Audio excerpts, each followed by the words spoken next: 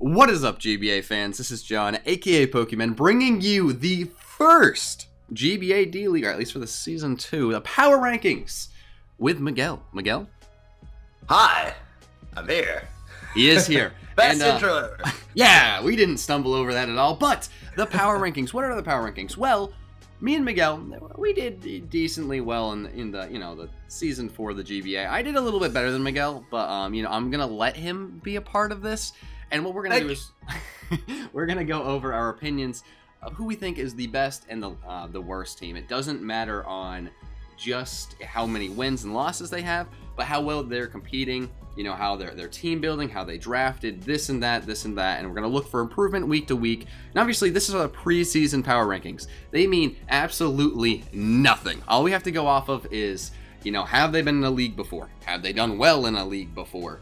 And how did they draft this and that? It's going to be really biased, not in the fact that we're going to pick our favorites, but we're going to pick the people we know the best. An example, Hardy. He's never been in a league format. We've never seen him play. A little bit harder. But then you go to someone like George, who was actually in a league like this before.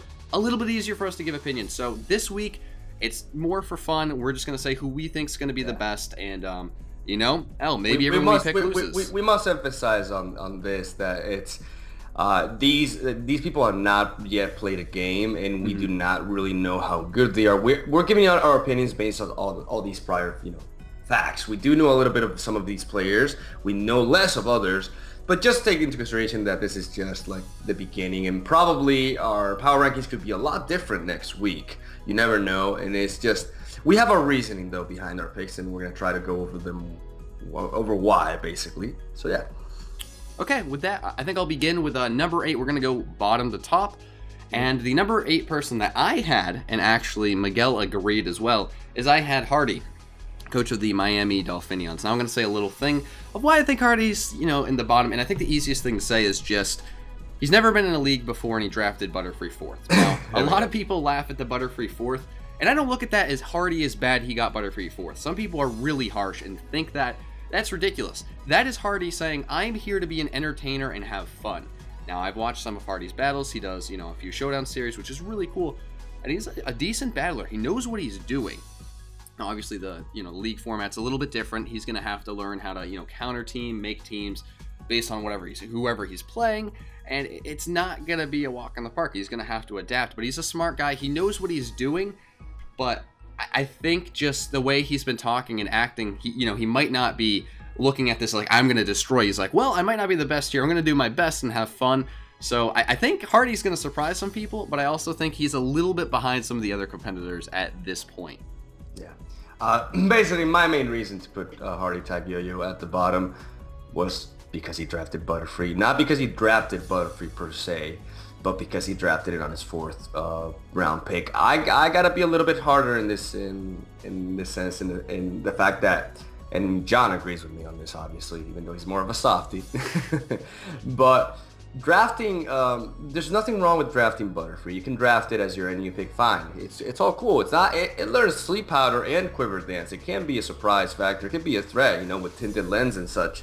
The problem is, I still have no idea, even if he wants to be an entertainer, I have no idea why he drafted this Pokemon in the 4th round. I just do not comprehend it. There's so many Pokemon that went, like I'm looking here, there's so many Pokemon. Mega Manectric, Hydreigon, Jolteon, Suicune, Arcanine. Pokemon like these were picked in this round. It's a very crucial round. There's a lot of powerful UU and BL mons being picked here. And he wastes his turn and picks Butterfree, a Pokemon that he could have easily left for his last pick, which would have had a lot of drama to it as well. It's just, my final pick is Butterfree. It could have been, I don't know, that's just me. But I don't understand why he picked it 4th. It makes no sense to me. Absolutely no sense to me. Hardy, I love you. I love you. I love your content. I love you as a person. Why did you pick Butterfree round 4? I just want to know why. Why? Because you could have picked that Pokemon last. Please explain to me. But again, I'm not trying to be harsh here. I'm just trying to be honest as well. I'm going to be honest. Like, I just don't understand that pick. And that alone makes me put him at the bottom because I just don't. I think because of that, his drafting was inferior to everybody else's. But again, I could be completely wrong. This guy could come in and just win all of his games. I know he's a good battler. I know he's very experienced. He's a veteran when it comes to Pokemon. I know he's always going to put up a fight, and I know he's going to perform well. I'm not saying, like, by putting him in at 8th, I'm not saying he's going to go 0-8, nothing like that. But right now, he does have a little bit more to prove to me. And like I said, I love you, Hardy. I love you, but I have to be honest. Like, that really threw me off. That pick really threw me off not because of the Pokemon itself, but because when it was picked. I just don't understand why you would pick it 4th. But that is why Hardy is number 8 for me, basically. So we're gonna go up to round 7 now, and in round 7, both me and John actually, you know, picked the same guy as well. We agreed on all things, and I promise, like, we made these lists on ourselves, and then we just got now and we started comparing them, like, well. Yeah, we submitted them to Ezek. It wasn't together. Yeah, well, we gave them to Ezek. We didn't talk this about, like, we did not talk about this at all. So, okay, number 7, I have Mr. Michael, aka his channel known as MandJTV, aka the coach of the Houston Gastros. Now, why do I have Michael on number 7? Well, I personally believe, and that may be a little bit of bias, yes, but I believe Michael's draft was the best draft in the entire thing. It's also true that I helped him draft. Why is Michael number 7? Because Michael is by far the least experienced player in this league. Now, do I believe Michael can learn from this experience and actually perform well and potentially reach the playoffs, potentially win? Yes, I actually believe he can. But as of right now, he is number 7 because he's just not as experienced as the, like, it's such a huge difference. He started to ladder in OU very recently, and he still has a lot to learn. I believe Michael is going to learn so much from this experience. It's ridiculous. It's going to be a phenomenal journey for him this season of the D-League. He's going to learn a lot and grow so much as a battler. It's crazy, but as of right now, he is one of the most, he has a lot to prove, basically. So I believe, I put him over Hardytack because he actually drafted really well, even though I did aid him a little bit in that. But he didn't draft a Butterfree round 4. So I actually, you know, believe Michael. He's a very good mentality, and I feel like he can perform really well. And I'm expecting good things from him. And I'm really excited for him to just learn from this experience and potentially get really good as the season progresses. That's why I have Michael at number 7. Yeah, and you know, I don't have a ton to add. Mike, number 7, you can't put him above everyone else. Everyone else has league experience and actually has had a success in you know, the various leagues they've been in. And that's the big thing. We have some really good players in this league. And Hardy and Mike are, you know, they're good battlers in their own right. I've watched Mike battle. He's a great battler. He just has a lot to learn. He has to catch up, but he actually is a pretty good battler. It's just, again, he has a lot to learn. And he's going to be going into his first match, and it's going to be the first time he's ever done a league match, and it's, as Miguel said, I think he's going to get better and better, but he really has to, you know, pick up, you know, things quickly. And you can't just get a bunch of losses in the beginning and get better and, you know, make the playoffs. You need to hit the ground running, and, you know, hopefully he can pick it up really quickly. I think he has the potential to. I think he has a good team, and he's a really smart guy, but, you know, it's impossible to put him over other people who have proven themselves. And moving on to number 6, we do have Mr. Gearhart, coach of the Seattle Staraptors. Now, Gearhart has been around the GBA and a fan of the GBA for a long time. He's been in multiple leagues, and he's a great player. Now, the reason we put Gearhart, because me and Miguel actually put the same one. I won't speak too much for Miguel. He can say his own stuff, but the reason he's at number 6 and the other, you know, 5 people are above him is because his draft was a little odd at times. You know, he has some really good Pokemon. He has some good synergy. But he has a few questionable picks, and I don't think he's going to use, you know, some of the things that he drafted, and I don't know how well his team's going to be able to handle big hitters. He doesn't have, you know, really strong walls. He doesn't have huge sweepers. He has a lot of really good mons. He has a lot of good pieces. He's been around the league format. He knows how to team build. He knows how to play. He's had success. You know, he's had his fair share of bumps in the roads and leagues, but that helps you grow as a player. You know, he's won games, lost games in, like, what, I think 3 leagues, if I'm right. This might be his 3rd league or his 4th. I don't know. He's had a ton of experience. He's a great player, but his draft just makes it hard for him to be moved up for me. He needs to prove that he can play with that draft. I'm just looking at the Basculin Yanmega pick, and I'm like, you ever gonna use those? Yanmega, great mon, I could see it used, but doesn't have a ton of ways to get rid of hazards. I don't know. I'm a little worried that the draft's gonna hamper him, that it's gonna hold him back as a good player, but he'll have to prove that to me, and I'm excited to see him do that. Yeah. I haven't placed in the same place, but I do have slightly different reasons. On some of them, I agree. I agree on the fact that I actually like his draft because I see a lot of diversity, and I see a lot of mons that could potentially be very good walls, like Crocodile could actually be a very solid wall, and Clefable is a phenomenal Pokemon, one of the best. It's the best fairy in this format, and the best fairy in the game, regardless if you're playing League or Standard play. But something that I really struggle with is something that you mentioned, and I'm going to get into it a little bit more, is the fact that he has a lot of very important rock weaknesses in Victini and Salamence and Yanmega, and he only has a spinner. He has no other way. I'm not seeing any other way for him to remove hazards, and I've come across that before. I had that problem with Victini in my run in the GBA in the Season 4, and he has a bigger issue with that with mons like Yanmega, which really do, like, I will never draft a 4 times weak Pokemon without a Defogger as well, but that's just me. I do think his team is solid, though. I think he has a lot of potential mons. The reason I have him at number 6 overall is because I've seen him perform in other leagues, and he's done well, but he hasn't done great. And we have a lot of good competitors in this league, a lot of like really people who are held to a high standard, basically. And Gearhart has a lot of experience, but he hasn't blown anybody away yet. This may be his time. This may be the moment where he steps up his game even further and he starts tearing it up. But he needs to prove that. He needs to prove that. And until now, he's proved that he's a good player, he's a decent player, but he's not the greatest. And that is what he needs to achieve now. That is what he has to work for. I think he definitely has the potential to do so. I think he understands the game well. I think he prepares. I think he team builds well. That's too. I just and I actually have some sympathy for him because he does share. He shares the Mamoswine weakness I did in Season 4. His entire team gets destroyed like by Mamoswine. Mine did too.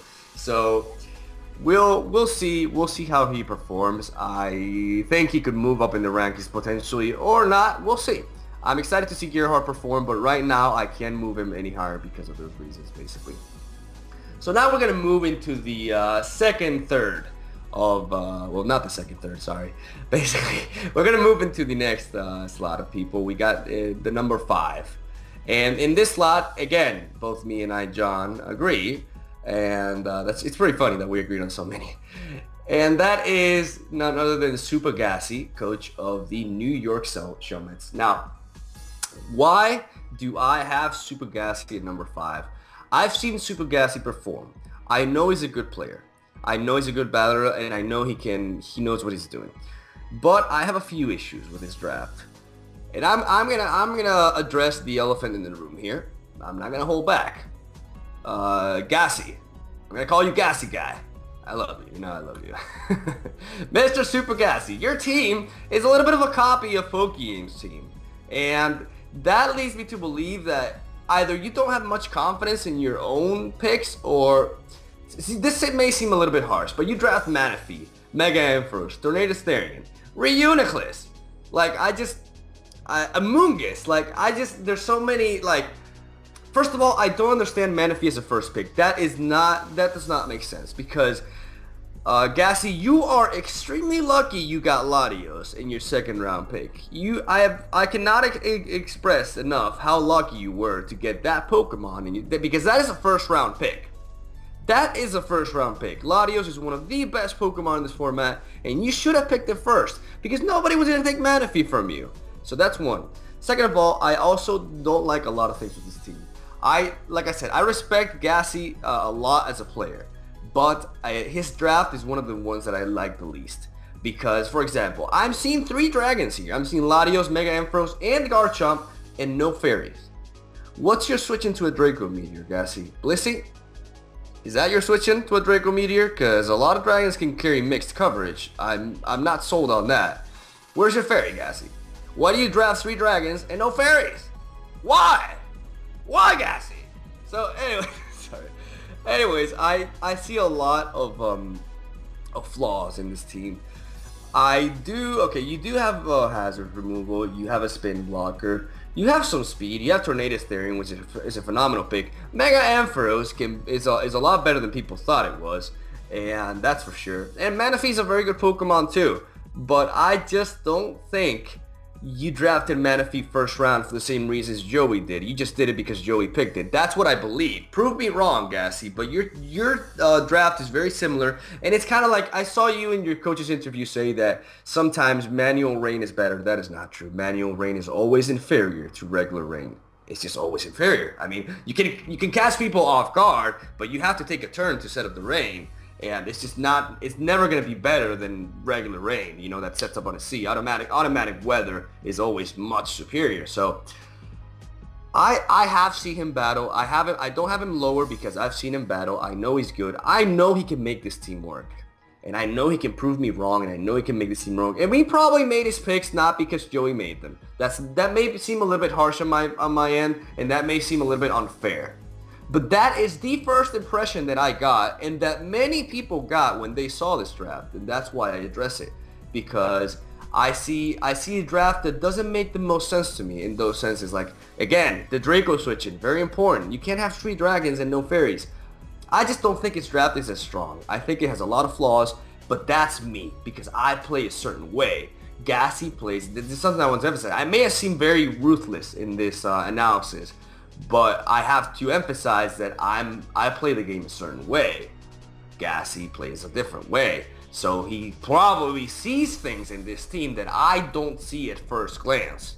So I may very well be wrong, and I hope he proves me wrong. Don't get me wrong. I want him to perform well. I want him to prove me wrong. I want it to be like, hey, Gazpacho guy, what do you got to say now? I'm beating everybody. Hey, yeah, I shut you up. Hey, I love that. I love that. Do it, Gassi. Do it. I want to see you do well. But right now, I do have to criticize your draft. I hope you don't take it to heart, and I hope you are not upset with me with, you know, the words that I chose and such. But I really want to be honest with these videos, and I really want to express my opinion truthfully. So that's what I think about right now.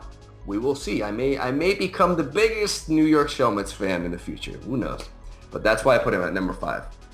I'll add on to that, and I do want to say that the reason this video is going to be longer than, you know, probably some of the other power rankings is we have to explain why we put people places without watching them battle, going just off of what we've seen snippets on their channel, other leagues, this and that.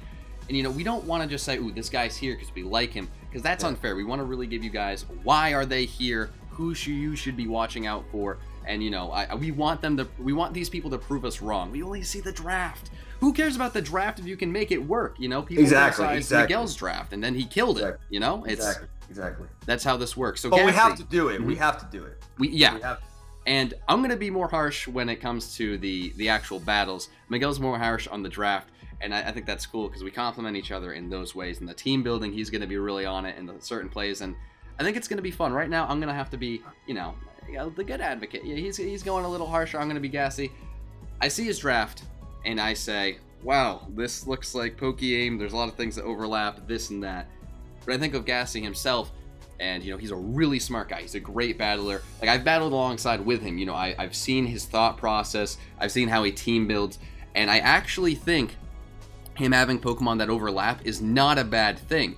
Because he picked things that he liked, and he picked things that do not work well together. But, you know, as a good friend of mine, you know, once found out, if you draft 11 things and they all do a different thing, then you're like, shit, only bring 6 of those. That doesn't make any sense. Why did I do that? That can be bad. Now, having 3 dragons could be the worst thing in the world. But if 3 different times this season he needs a different dragon, it can be good. So it really depends on the matchup and the player.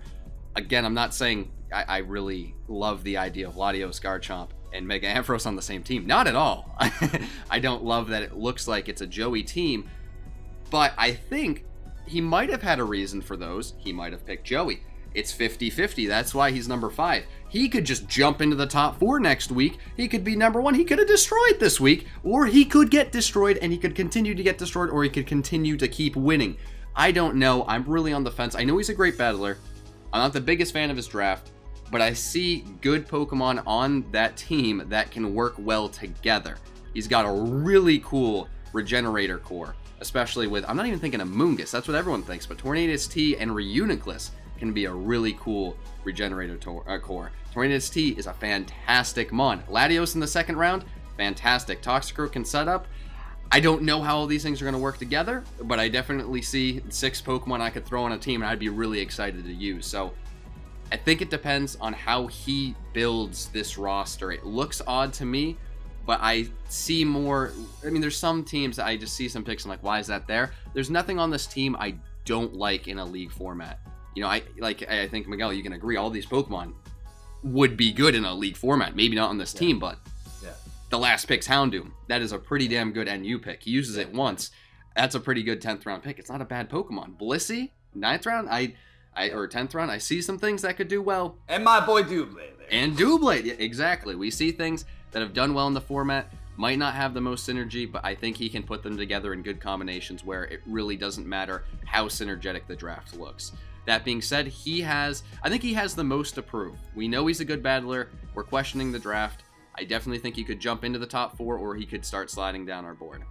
But moving on to number 4, where it gets really difficult in the top 4 because all 4 of them had fantastic drafts. I put Ellie and the fucking Stantlers. Oh, I don't want to mess up the name. The fucking Stantlers. And there they are. Fucking Stantlers. Let's go. Now, Ellie at number 4. I really liked her draft, and I think it was one of the best drafts. I definitely like George, Nick, and Will, the people we have not said. I like their drafts a little bit better than hers, just a tiny bit. I love the things on her team. Really love her team. There's a few picks I'm not the biggest fans of, but I think some of her first picks were just freaking amazing. There's a few things I'm not the biggest fan of, and that's me personally. Also, she's the person I know the least of in a format. She did really well in the PPL. I watched some of her battles. She was a great battler, but I just don't know how well it'll translate to this. I'm a little worried with some of her offensive capabilities with the team. It seems the most defensive out of every team, and that can be really good, and she has things to completely destroy people. Scissor's gonna just rate faces. You know, Specs, Leaf Storm, Roserade, let's see that kill a few people. Infernape is a fantastic offensive mon. Latios can be really, really powerful. But I see less options for strong offense, and the team could be a little bit more passive than the other 3 teams I put above her.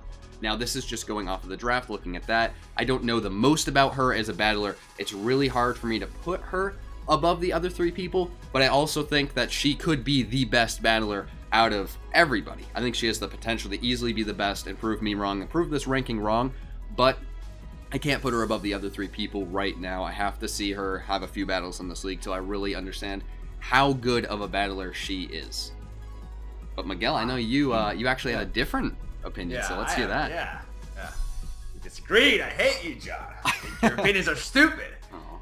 I put her at number 3, and the reason I put her at number 3 is because I am like John. I agree with a lot of things John said, and it's interesting because these are the first times that I'm hearing these kind of opinions. We haven't talked about this before, so I have to say that I agree with a lot of things he said.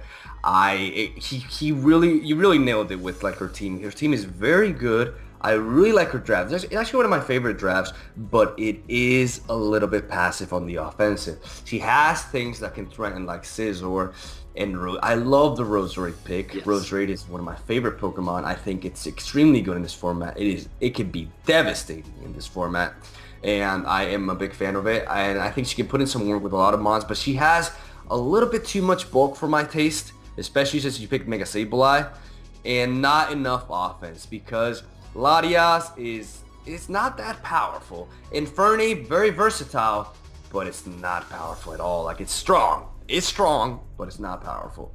And Roserade is very powerful. Scizor is very powerful, but that's pretty much it. I'm also a huge fan of the Heliolisk,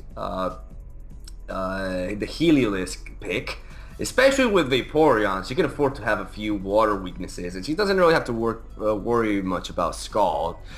I do think that overall her team is solid, and like I said, See, it's one of the best drafts, honestly, but a little bit of offensive power would be great, but I think she'll be able to manage. She just needs to slap a choice band or a specs or something, and she'll be good to go. And she does have potential setup sweepers as well. So the thing with Ellie, I have put up a little bit higher because I've seen her perform in the PPL, and I was quite impressed. Especially by a match she had against Mr. Shoddy, who is a very good player. I respect that guy a lot as a player. He says some stuff on Twitter sometimes, but just messing. But he's a good player, and I was very impressed with Ellie that game. She made some really cool sets. She utilized some manual rain mechanics that you would not see coming because her team did not, it didn't scream rain at all. So I've seen her innovate a lot, but innovate effectively. I have to emphasize that. Effectively. It's very easy to innovate. It's very easy to be like, hey, I'm gonna run air balloon, I don't know, Rotom fan. I'm gonna do whatever the fuck. No, but she innovated and she did so well. And that's not easy to achieve. So I was impressed with some of the performances, and I think she can do very well this league, and I feel like she will be a top contender for sure. Right now I see her making the playoffs, and she may have losses here and there, but I still think she'll do well. So that's why she's number 3 on my list. And on the next slot, I actually have this man put on number 4, and John, because MamosWine bias, has put him at number 3, and that is our buddy the baby of the GBA, Mr. Nick, aka MightyMamoswine, the coach of the Washington Blazikens. The reason I have Nick pretty high because while I don't know as much of him as a player, I do know a little bit of him as a player, but I really like this draft. I really think he has he has one of my favorite drafts, honestly. He has a lot of bulk, he has priority, he has speed as well, and a lot of versatility too. Even though his only defogger is Skarmory, correct? But I mean, it's a very reliable defogger.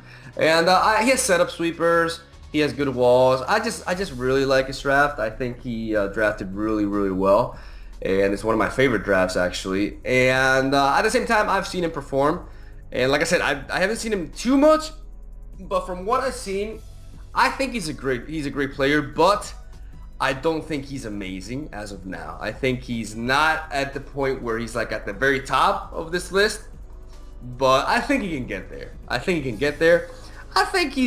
really think he's him and Gassi are both very good players actually, but they both do need to shock me.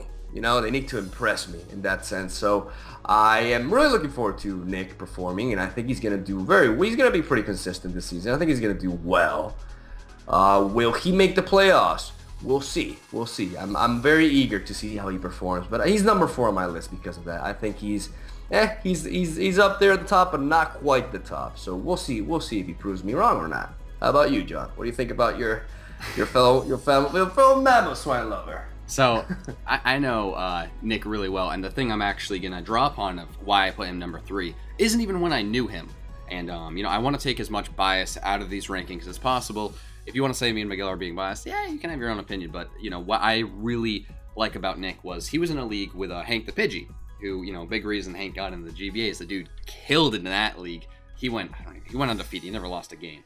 But Nick started off that league awful. Sucked ass. He started off like 0-5.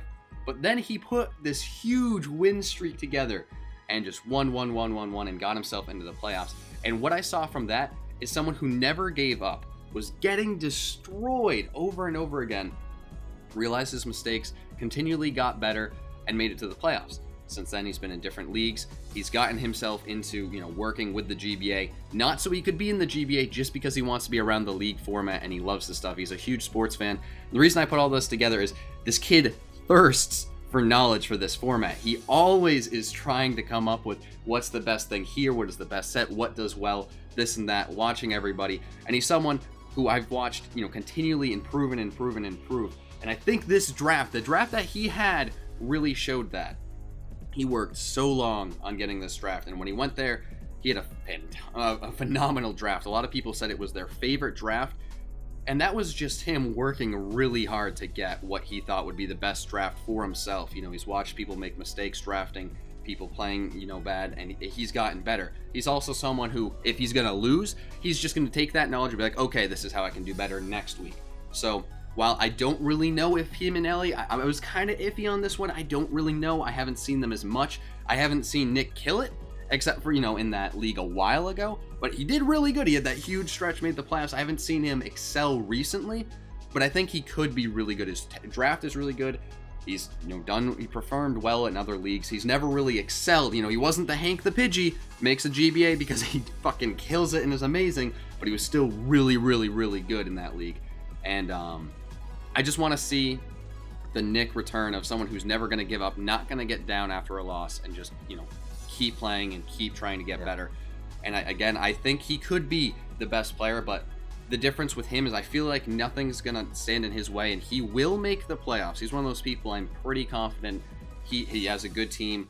If that has to carry him, maybe it will, but I feel like he's not going to give up, and he's going to try to go every week and make sure he gets the playoffs, even if he just sneaks in. But those are my thoughts on him, and we'll have to see. It's hard to not see battles yet, but it's time to move on to number 2. And back when me and Miguel, we love each other and we agree, and that's going to be Will or Macadii. Well, I don't know about loving each other, but yeah, sure. Okay, Miguel, if you want to save face on the camera, you can do that, but when this call ends, you better stop that nonsense. Now, Will and the Bouffalant Bills. Now, it was funny doing the draft video. Everyone's going over this team, and no one can find a problem with the team. No one came up with a flaw, but people put him lower on their list for drafting, and I still don't understand that to that day. How can you look at a team, not come up with a flaw, but then put him below multiple other drafts? It's odd. And what I came to realize, it was just people, it's not their play style. Now, I've watched Will play a lot. He's in another league, and much like Nick, in the beginning he wasn't doing that well, and once he figured out how to do stuff, he just turned it on. He is destroying people. And it's not just because he's a good battler. It's not just because his draft was good. It was because, as Miguel said, he's very innovative. And they're innovative sets that work. It's creativity that no one else thinks of. It's like the Dusclops pick. People are like, Dusclops, why is that there? That thing is gonna be so annoying. With a Pokemon like that, with defense, or really high defense, really high special defense, you can tailor it to make sure it can live hits from any big threat. That thing can at least take one hit, probably more than one, from almost any, actually maybe any Pokemon. Dusclops is really cool, but it's little things like that. You can tell he came in with a plan. Hippowdon, Excadrill. Will he ever sweep a team with that? Hell if I know, but he's gonna scare everybody. And I see these little things that he's done. I'm seeing him do really well in a league currently that's finishing up for this, and I think he's gonna be really good. I think he might be the best player. The only problem for me is I haven't seen him play in any D-League battles, but I think he's going to be a phenomenal player, and I would not be surprised to see him completely win. But again, all that I really have to go off of is I love his draft. I see room for him to be very innovative and creative with his sets and catch people off guard. I'm excited to see that, but I got to put him at number 2 and see how he really performs against the other competition in the league. Miguel? All right, so when it comes to Will and the Bouffalant Bills, I have to agree a lot with John. I look at this man's draft. I look at the draft analysis video, and I was also I was a little bit upset because I saw people rating his draft low, but they gave no reason why. And I'm gonna say the people were mistaken. Like, this man's draft is amazing. It's actually one of the best drafts. It could potentially be the best in the entire league, and I am very impressed. He has Motto, which reaches my heart, and I'm gonna lie. And Hippowdon, barring the awesomeness of Motto, Hippowdon on itself is a amazing Pokemon. It is, in my opinion, the best wall in the entirety of the game, and that's a very bold statement, but I'm just gonna fucking say it. This guy took me to the championships. Hippowdon with Excadrill is absolutely terrifying. Excadrill not only gives him one of the best spinners in the game, it also gives him a scary offensive monster. He also has Mega Manectric, which is one of the best things. Like, that Pokemon is amazing, man. And he also talked to me about his draft. He took Hippowdon, which is one of the best counters to Mega Manectric, and added it to his own squad. So now I don't see too many ground types out there that want to deal with Mega Manectric because of his, access to hidden powers and such. He also has Crobat, which is another way of potential hazards removal. A fast Pokemon. Phenomenal in this format because very few things outspeed it. Slowbro, one of the best water walls out there. Azelf. Who the hell knows what that thing's going to do? Gramble, very good Pokemon. X-Cloud, wall break everything. I really like his Pokemon. I'm going to say, the Umbreon Dusclops core, God, that is going to be disgusting. That is going to be absolutely disgusting to deal with. I'm going to interject, Miguel, really quickly. That's one thing I didn't say. It's not that he has the wall core of, George, Ellie, or Nick. He has multiple combinations. Yes, Hippowdon, Slowbro, Umbreon, and Dusclops. He can mix and match any of those depending on the matchup, and they're all reliable walls. All of them, except for Dusclops, was just the bulkiest fucking thing. Dusclops just takes a while to die.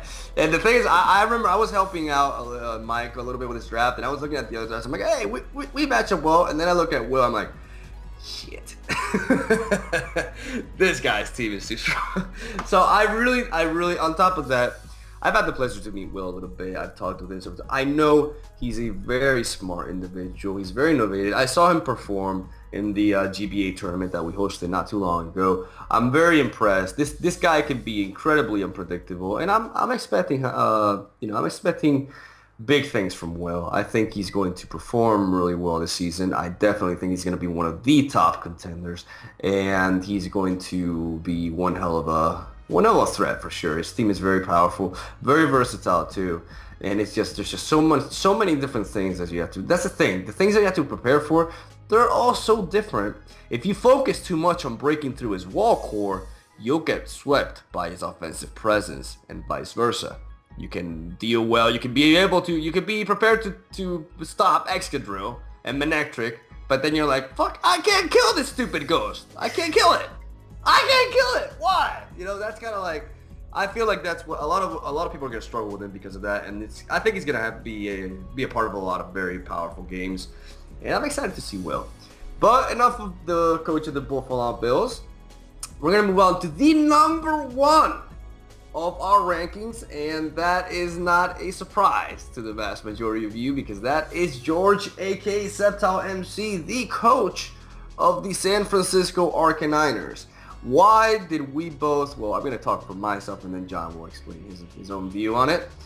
And why did I put George at the top? Well, it's very simple, and I've said this numerous times. I may have not said it in public too many times, but I actually believe that George could potentially be the best player in this format ever. I think this man is even better than Pokegame, personally. I think this man is just...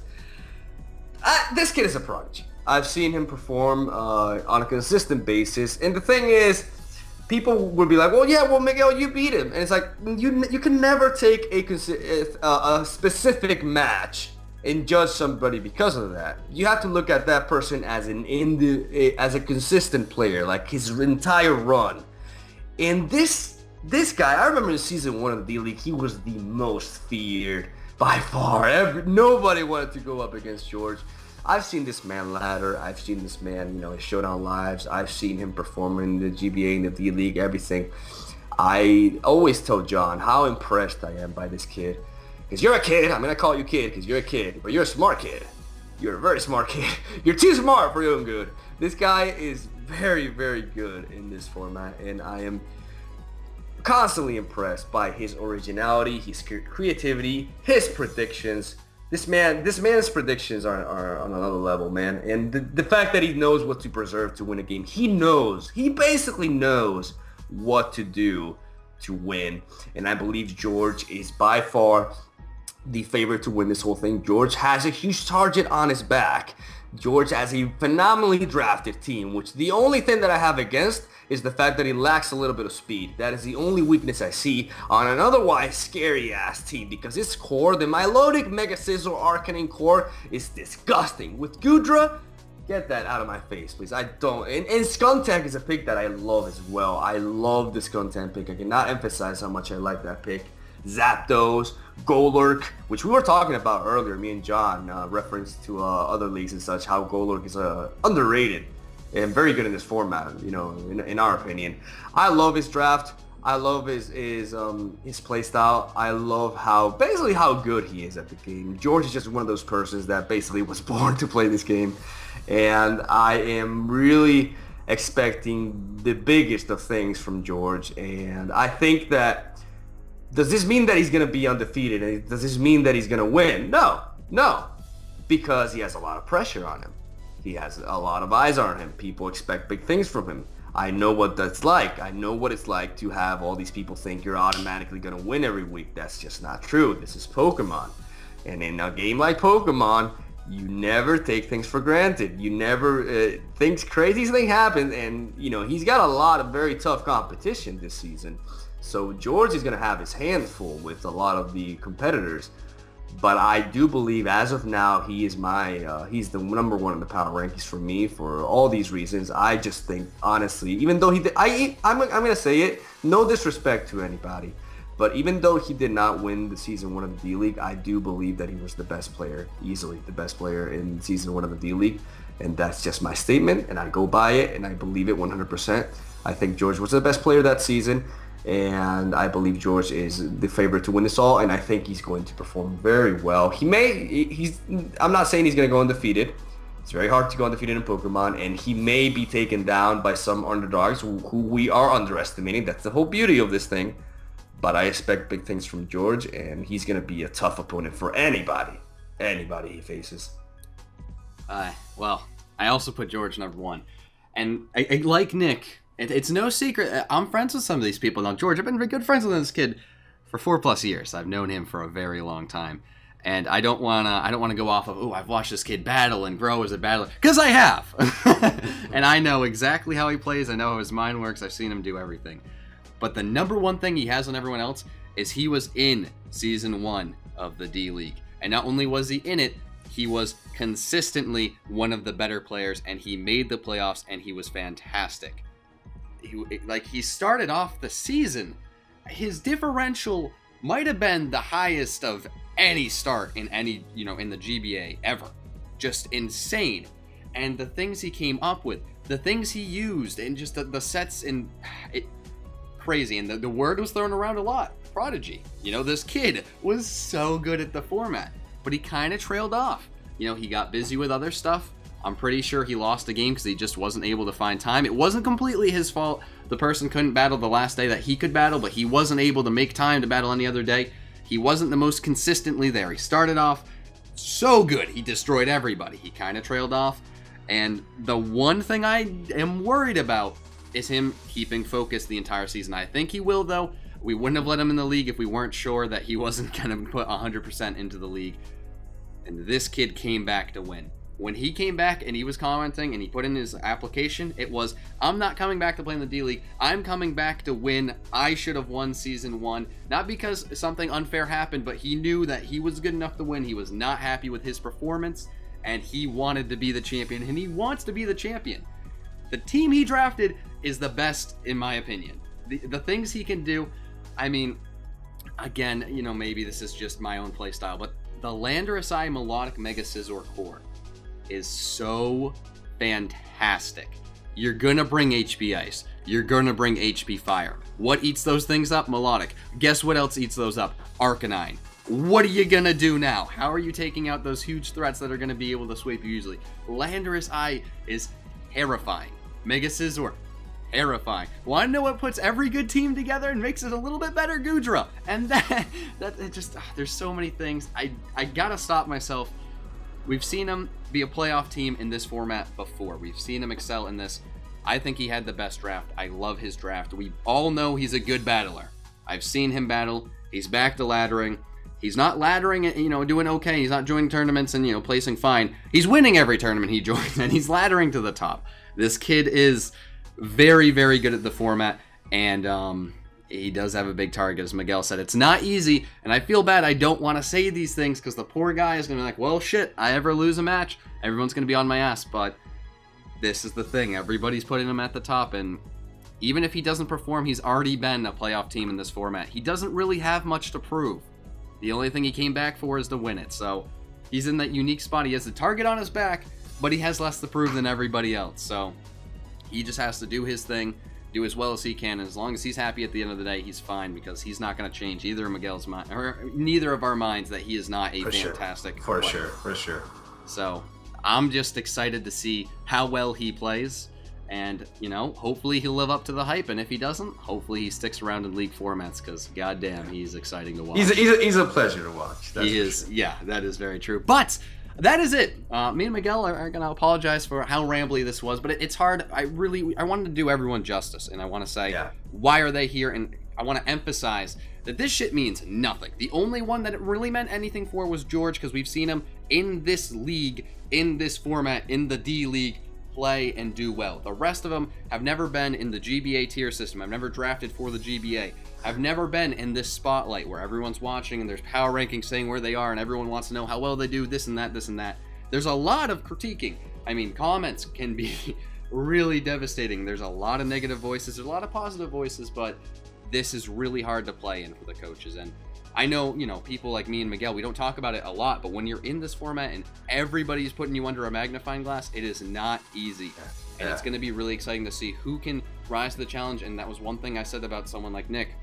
I've seen him suck. And then after sucking really badly, turn it around and do well. That is going to be, in my opinion, the most important thing in this. Who can deal with negativity? Who can deal with a loss and then turn it around and just put 100% next week? It's not easy when you're getting shit on. To be like, okay, well, everyone hates me. Everyone's telling me I suck. Everyone says I drafted Butterfree. Let's ignore that and do well. And that's going to be really important. And I'm excited to see that. And Miguel, your closing thoughts? I just want to basically emphasize on that. Like, I may have been a little bit harsh in certain things, but I want to be honest. I want to be honest about what I think, and I don't want to be misinterpreted in the sense that I'm being too like rough.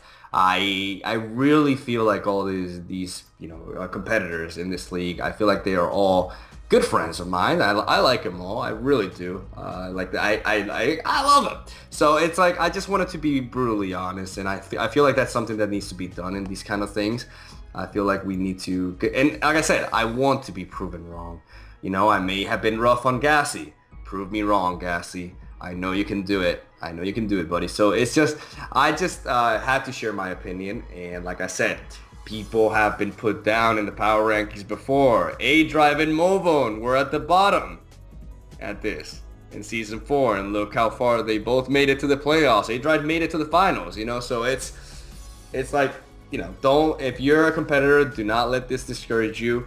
Fuel. Use it as fuel. Use it as fuel. Made it light you up, basically, and do what you do best, and, you know, have fun. You know, at the end of the day, this is a wonderful experience, and we're all just very excited for the beginning of the season, and I hope you guys are too. And we will be covering every week after the games has happened, and those will be a lot of fun because we will actually have things, you know, foundations to go upon. You know, we will have footage, you know, to talk about, and basically to make our positionings and our decisions for these power rankings a lot more, you know, reasonable and such. And yeah, I hope you guys enjoyed this video. I hope you guys are looking forward to more power rankings, like I said, every week coming to a computer screen near you. And I hope you guys are excited, because I am, for the start of the GBA D-League Season 2.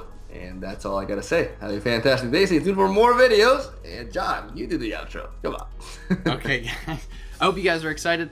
Again, I hope you guys are okay with how rambly this was. We had to get our full opinions out. Yeah. We're going to be harsh, but we're also going to try to find the positive, and we cannot wait for the first week so we can accurately say who sucks, who is good, and who we really think is going to make the playoffs. But until then, peace.